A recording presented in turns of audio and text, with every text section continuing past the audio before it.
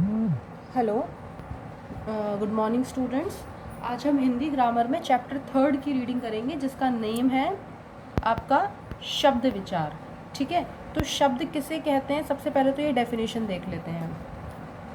वर्णों का ऐसा समूह जिसका निश्चित अर्थ होता है उसे हम क्या कहते हैं, शब्द। जैसे मान के चलो मोहन एक शब्द है, तो मोहन में माँ पे ओ की मात्रा, ह और न, ये क्या हो गए, वर्ण हो गए ना। तो जब वर्णों को एक सार्थक समूह में हम अगर रख दें, एक साथ मिलाकर रख दें, उनका एक अर्थ निकल आए, तो वो क्या बन जाता है, आपका एक शब्द बन जाता है। अर्थात वर्णों का ऐसा समूह जिसका निश्चित अर्थ होता है उसे हम क्या कहते हैं, शब्द कहते हैं। चलिए अब हम इस चैप्टर में ये देखेंगे कि शब्दों के कितने प्रकार होते हैं, काइंड्स ऑफ वर्ड्स देखेंगे।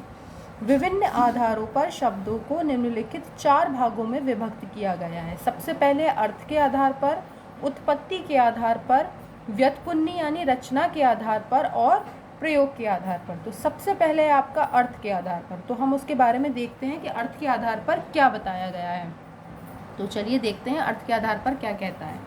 अर्थ के आधार पर 4 भाग हैं इसके भी, एकार्थी, अनेकार्थी, पर्यायवाची, विलोम। ये तो आपको सबको पता ही है, बहुत इजी है। तो चलिए देख लेते हैं सार्थक शब्द क्या होते हैं। अर्थ के आधार पर 2 भागों में, एक तो सार्थक और एक है निरर्थक। और सार्थक के 4 भाग हैं। फिर से समझो, अर्थ के आधार पर अगर हम बात करें तो 2 भागों में होते हैं, एक होता है आपका सार्थक और एक होता है आपका निरर्थक। और सार्थक को इन्होंने कितने भागों में बांटा है, 1 2 3 4। तो सबसे पहले हम देखेंगे सार्थक किसे कहते हैं। जिन शब्दों का कुछ ना कुछ अर्थ निकले वे कौन से शब्द होते हैं, सार्थक शब्द। जैसे रोटी, पानी, कमरा आदि, ये क्या है, सार्थक शब्द। और ये इनके भी 4 भाग हैं। सबसे पहले आपका एकार्थी, अनेकार्थी, पर्यायवाची और विलोम। वन मीनिंग और डिफरेंस मीनिंग वाले वर्ड्स, सिनोनियम्स और एंटोनियम्स। सबसे पहले है आपका एकार्थी, केवल जिनका एक ही अर्थ प्रकट होता है, एक ही अर्थ का बोध कराते हैं, वे कौन से शब्द हो जाते हैं आपके, एकार्थी। जैसे पिताजी और समुद्र, इनका एक ही अर्थ है। अनेकार्थी सिनोनियम्स हो गए, अनेकार्थी मतलब जिनके वर्ड्स हैविंग डिफरेंट मीनिंग, एक ही वर्ड के अलग अलग मीनिंग भी हो सकते हैं। ठीक है, जैसे कि आप देखिए, एक से अधिक अर्थ प्रकट करने वाले अनेकार्थी शब्द होते हैं। जैसे आम को आप फल भी कह सकते हो, फल विशेष भी कह सकते हो, या साधारण भी कह सकते हो। जैसे आप कहो ये तो बहुत आम बात है ना, कोई विशेष नहीं है, बहुत आम बात है ये तो इसके 2 अर्थ हो गए, एक आम खाने वाला हो गया और एक साधारण बात हो गई। घट की अगर बात करें तो घट को मन भी कहते हैं, घड़ा भी कहते हैं और शरीर भी कहते हैं। इसके 3 अर्थ हो गए, एक ही शब्द के 3 अर्थ प्रकट हो गए। अर्थ का अगर देखें तो धन हो गया, तात्पर्य हो गया, कारण हो गया। बाल का देखें तो बालक हो गया, केश हो गया और गेहूं की बाल हो गई। नेक्स्ट है आपका पर्यायवाची यानी कि सिनोनियम। समान अर्थ प्रकट करने वाले क्या होते हैं, वो होते हैं पर्यायवाची। जैसे एक बंदर शब्द है, उसके कितने सारे वर्ड्स हो सकते हैं, कपी हो सकता है, वानर हो सकता है, मरकट हो सकता है। और नेक्स्ट है आपका आकाश। आकाश में आप गगन भी बोल सकते हैं, व्योम भी बोल सकते हैं और नभ भी बोल सकते हैं। इस प्रकार ये हो गए आपके पर्यायवाची, मतलब सिनोनियम वर्ड्स हो गए। उसके बाद है आपका विलोम। विलोम का मतलब हो गया एंटोनियम्स। पता ही है आपको, जो विपरीत अर्थ प्रकट करते हो, मतलब जिनका अर्थ उल्टा हो। जैसे गुण का क्या हो जाएगा, दोष। घृणा का क्या हो जाएगा, प्रेम। प्राचीन का क्या हो जाएगा, नवीन। आकाश का क्या हो जाएगा, पाताल।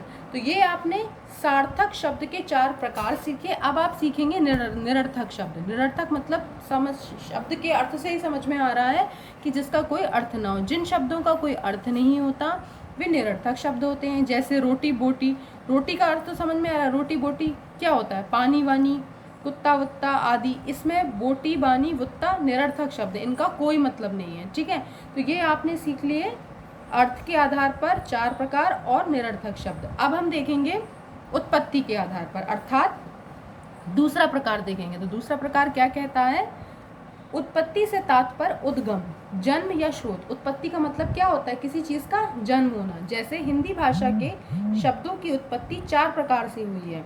इन चारों पर शब्दों के 4 भेद होते हैं। देखिए इसके भी 4 भेद होते हैं, अभी देखते हैं अपन।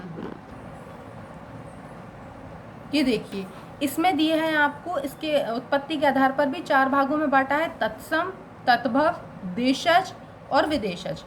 इनका इंग्लिश में अगर अर्थ देखा जाए तो तत्सम संस्कृत वर्ड होते हैं, तद्भव मॉडिफाई संस्कृत वर्ड होते हैं, और देशज जो नेटिव होते हैं और विदेशज फॉरेन वर्ड होते हैं।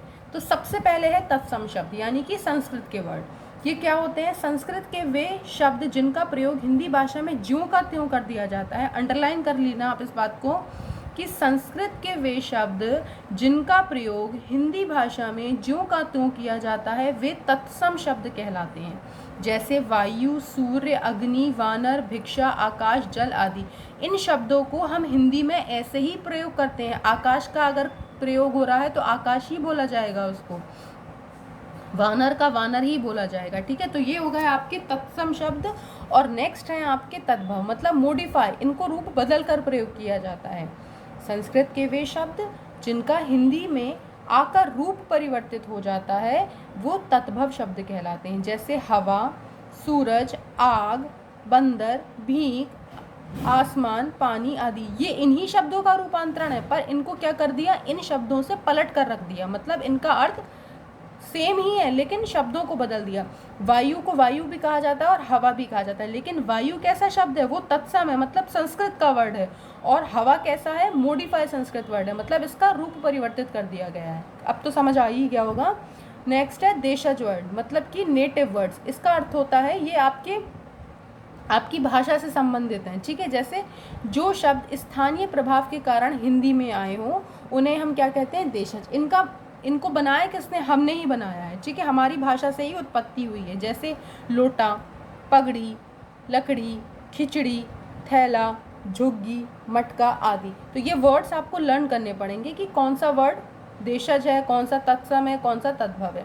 नेक्स्ट है आपका विदेशज। विदेशज शब्द का अर्थ होता है जो शब्द विदेशी भाषाओं से हिंदी में आए हो उन्हें हम विदेशज शब्द कहते हैं। अर्थात जो हमारी हिंदी भाषा में तो हैं परंतु हमारे नहीं है, विदेशी भाषाओं से हमने लिए हैं, वे शब्द क्या कहलाते हैं? आपके विदेशज, यानी कि फॉरेन वर्ड। अगर हम इनको देखें तो देखिए आप कौन कौन से वर्ड हो सकते हैं।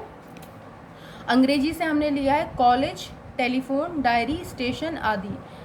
अरबी से लिया है फ़कीर, इज्जत, कानून, औलाद आदि। फारसी से बाजार, चश्मा, आरजू, कागज़ आदि। देखो कागज़ जो हम बोलते हैं वो किस भाषा का शब्द है? फारसी भाषा का शब्द है। फ्रांसीसी से हमने क्या लिया है? कारतूस, आलपिन, गोदाम आदि। तुर्की से लिया है तौलिया। देखो जो तौलिया आप डेली इस्तेमाल करते हो वो किस भाषा का शब्द है? तुर्की भाषा का। तंबाकू, तोप, अचार। अचार भी देखो हम खाते हैं कि किस भाषा का शब्द है? तुर्की भाषा का। ग्रीक से हमने लिया है सुरंग, दाम, केंद्र आदि।